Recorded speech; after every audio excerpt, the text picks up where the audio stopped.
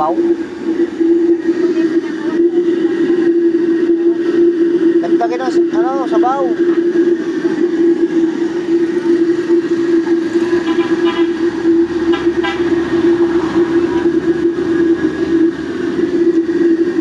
Ano yan?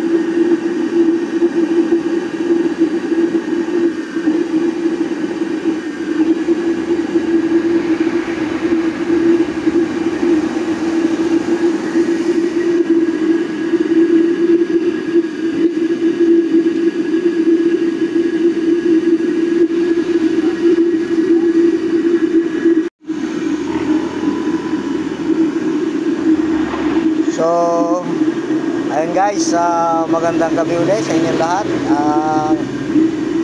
Ngayon ay nagka-demo naman ako nitong pagluluto dito sa aking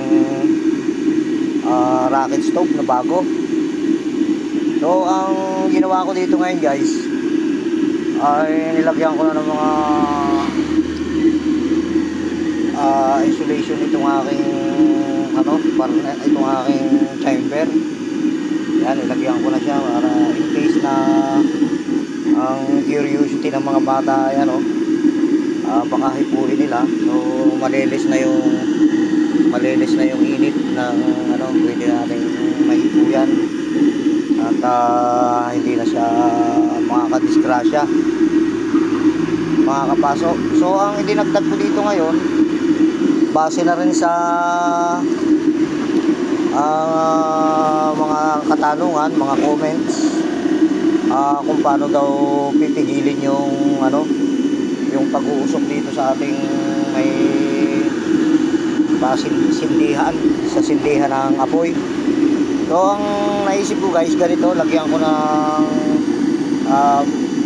tubo ulit na panibago. Yan.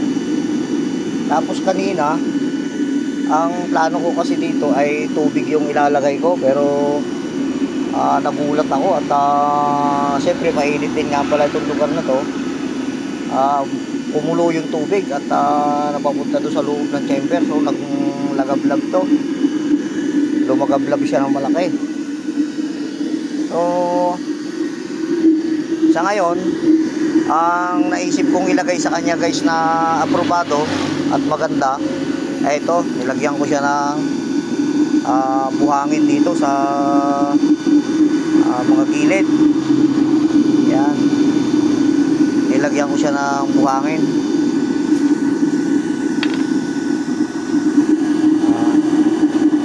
para mahinto yung ganang usok dito.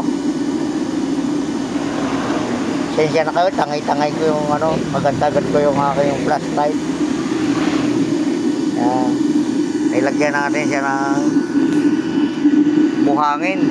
Yun ang naisip ko solusyon para mawala yung usok na bumubugad na lumalabas dito.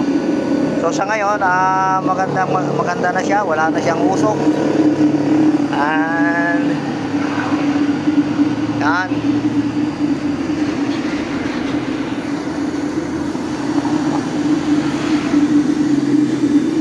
sinusubukan nating paglutuan siya. Sinusubukan natin siyang paglutuan ngayon kung kung tingnan natin kung maganda ba paglutuan. And ayan guys, ayos na ayos yung gamitin.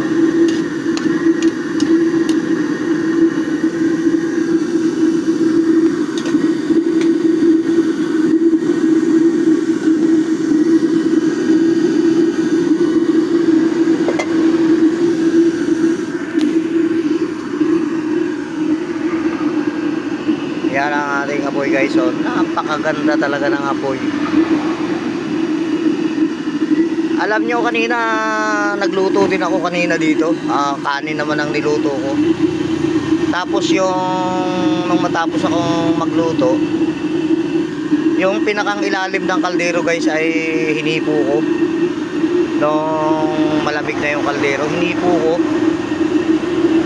Wala kahit kaunting carbon guys yung ilalim ng kaldero. Talagang malinis na malinis pa rin siya. Ang ganda kasi ng apoy guys, oh. Ayan, binago ko na yung aking salangan ng kaldero, kawali. Itinaas ko na siya ng bali, ano yan, 2.5 inches. At yan ang resulta guys, oh, napakaganda ng apoy.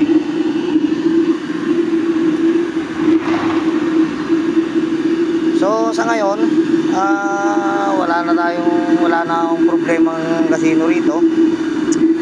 Yun nga lang, pagka pangmalakasan na talaga yung pagluluto, ang kailangan ko palang gawin pa dito guys ay ano, yung kung talagang maramihan yung niluluto ay ano, yung kailangan ma-improve pa rin itong kanyang fuel cap, kasi ang ginamit kong fuel cap dito ay pang motorsiklo. Yung sa mga motorsiklo napakahina niyang magbigay guys ng ano, ng langis, kasi nga ang langis kasi ay kapag sobrang dumi na, medyo malapot na siya at mahirap nang lumabas dito, kasi maliliit lang kasi yung tuluan ng ano dito ng yung butas, maliit yung butas, so talagang regulated yung patak ng langis. So ang maganda, para masiyahan talaga, halimbawang malakihan ang lulutuin mo dito, yung maramihan, medyo dapat mas matulin diyan yung patak ng langis, mas matulin pa dyan, para ano, ayun, kapag mga kanin lang, yung mga maliliit lang na kaldero, okay na tong ganito ang ano, ang patak niya. Pero kapag malakihan, yun talagang gagamitin sa mga gutuhan, sa mga restaurant, kailangan mas maganda pa diyan yung patak ng langis natin. Dapat mas malakas pa.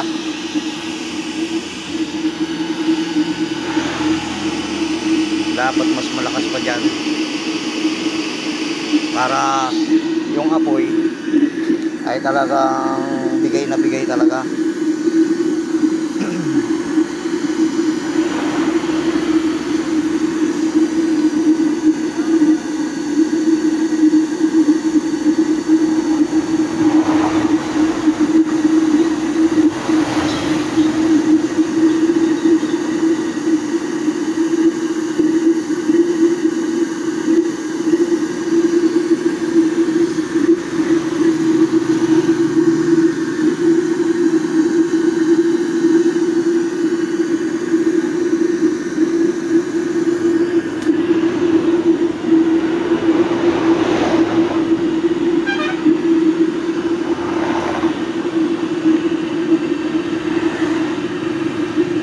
So yan guys, ito na uli yung bali, tatama yung video na to, sa yung content na to sa part 3 ng aking use oil rocket stove. Ang in-improve natin dito ay itong kanyang, bali itong kanyang sa pagsisindi ng apoy, yung dito inalis natin yung inalis ko na yung usok. Yan, maganda na siya ngayon, wala nang lumalabas na usok ko. At talagang apoy na lang ang ano, wala nang mga usok-usok. Yan. Ang nilagay natin dito guys, buhangin. Mas maganda, mas mapinong buhangin ang mailagay natin, para talagang sure na walang ano, walang singaw.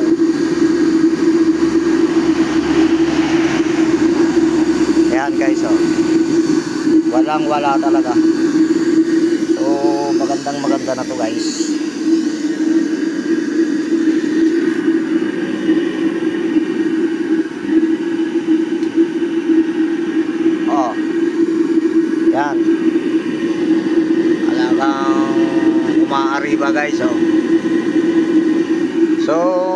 guys, hanggang dito na lamang uli ang aking content video from Mindoro. Hatid ko sa inyo ang isang kapaki-pakinabang na video ulit na content sa mapapadaan ulit sa aking panonood nitong aking video. Kung hindi ka pa nakaka-subscribe sa akin guys ay pwedeng pakisubscribe mo ko para sa kapaki-pakinabang na mga video katulad nito para maka-update ka. Okay, yan lamang ulit at magandang gabi sa inyo lahat. Maraming salamat.